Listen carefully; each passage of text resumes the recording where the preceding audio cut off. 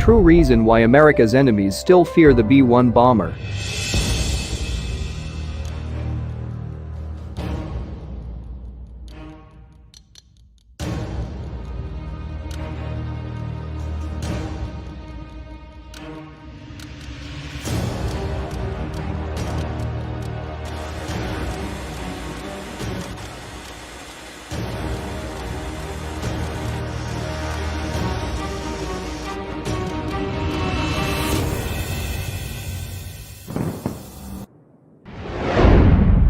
Huge yet surprisingly sleek and agile, the U.S. Air Force's B-1 Lancer strategic bombers, popularly dubbed bones for B-1, circles over battlefields in Syria and Afghanistan, like angels of death, dispensing GPS-guided bombs from on high. Yet the B-1 started out as an overpriced nuclear bomber that was arguably obsolete by the time it entered service. Thus, a bomber designed to dodge Soviet surface-to-air missiles and interceptors found its niche battling Taliban and ISIS insurgents. During the 1940s and 1950s, the U.S. military sought to push its bombers to ever higher altitudes and faster speeds to protect them from flak guns and fighter planes, pushing new performance envelopes with the pressurized B-29 and later the B-47 and B-52 Stratofortress strategic jet bombers. But by the early 1960s, the shoot-down of high-flying U-2 spy planes over China and Russia by surface-to-air missiles made it clear that altitude no longer offered dependable protection.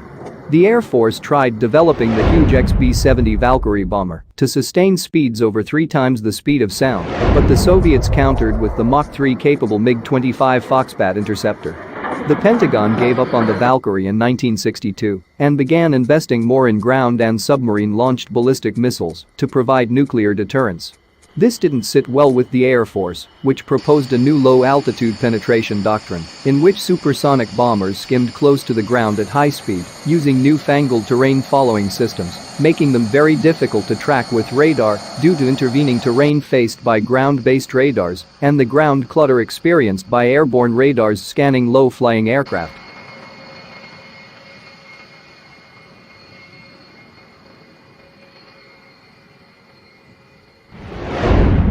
The Air Force at first adopted the supersonic F-111 Aardvark to perform this mission, but wanted a larger, longer-range workhorse.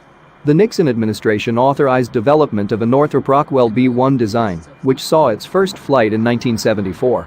The costly new bomber featured swing wings which could sweep forward to a 15-degree angle to maximize lift during takeoff or landing, allowing the 44.5-meter-long plane to operate from shorter forward airbases.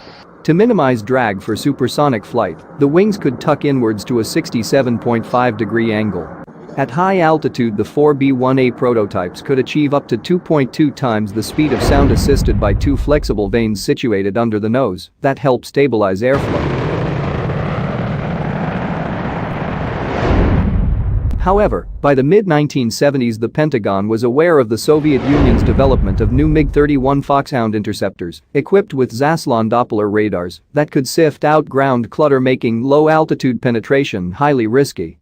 Meanwhile, US B-52s were receiving nuclear-tipped AIM-86 air-launched cruise missiles (ALCMs) that could be launched from well beyond the range of Soviet air defenses.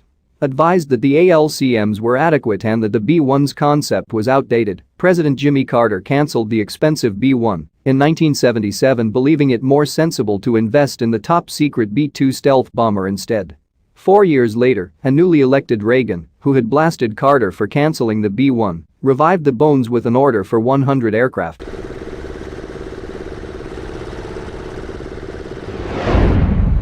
This time, the Air Force sought a cheaper, revised B-1B model which could fly further, 6,000 miles. With heavier payloads, but at a reduced high-altitude speed of Mach 1.2, 830 miles per hour, or Mach 0.95 at low altitude. This was because the aircraft's 4 F-101 afterburning turbofans nestled into the wing roots were no longer designed to swing back with the wings. There was no longer any pretense that the B-1 would outrun fighters and air defense missiles. Instead, the B-1B's aluminum and titanium skin surfaces were reshaped and coated with radar-absorbent materials to reduce radar cross-section to just 2.5 meter, roughly that of a small F-16 fighter. Though far from being a stealth plane, The B-1 would not be susceptible to detection and targeting at very long range like a B-52 would be.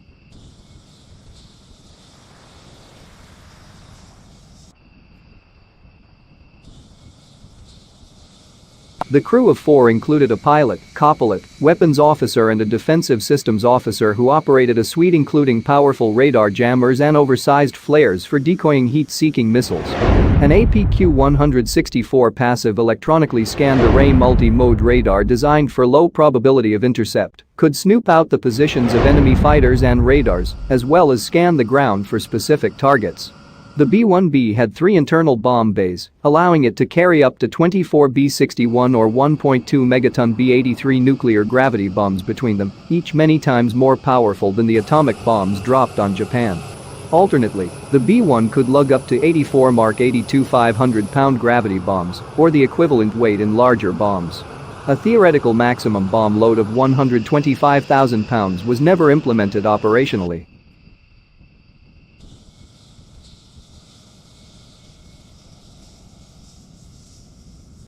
The first of 100 B-1Bs built were rushed service in 1987 at the eye-watering price of $250 million each.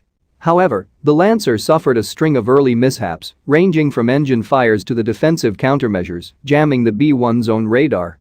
These kept the bomber out of action during the 1991 Gulf War. When the Soviet Union collapsed the same year, the nuclear bomber's raison d'etre seemed to go with it. However, the Air Force upgraded the bones with GPS and the ability to use JDAM precision-guided bombs and TOW AL-50 decoys to divert hostile radar-guided missiles. Today, the B-1 can also mount up to 24 JSOW glide bombs or JASSM stealth cruise missiles, with ranges measured in the dozens and hundreds of miles respectively. Meanwhile, the B-1's nuclear delivery capabilities were removed entirely in 2011 due to the New START Treaty.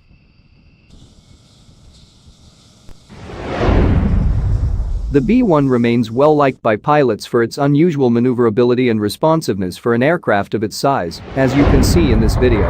In the early 2000s, Boeing even floated a concept for Mach 2-capable B-1R model, using the F-119 turbofans of the F-22 Raptor and armed with air-to-air missiles. The Bones finally saw action striking targets in Iraq in 1998, then flew out of England to hit Serbian targets during the Kosovo War, delivering 1/5 of all bombs dropped, despite flying only 2% of the missions. The B-1's tow decoys also proved effective, catching 2 deadly 2K-12 Cub missiles. However, the Bones fully came into its own during the US campaign to overthrow the Afghan Taliban in 2001. Afghanistan was simply too far for the Pentagon's land-based fighters to fly without lots of aerial refueling, but B-1s based in the Indian Ocean island of Diego Garcia could fly over Afghan airspace and loiter overhead for hours at a time. The Bones brought to the table their huge payload and their ability to pickle dozens of inexpensive GPS-guided 2,000-pound JDAM bombs precisely onto targets designated by ground forces. The B-1 thus became a form of flying artillery or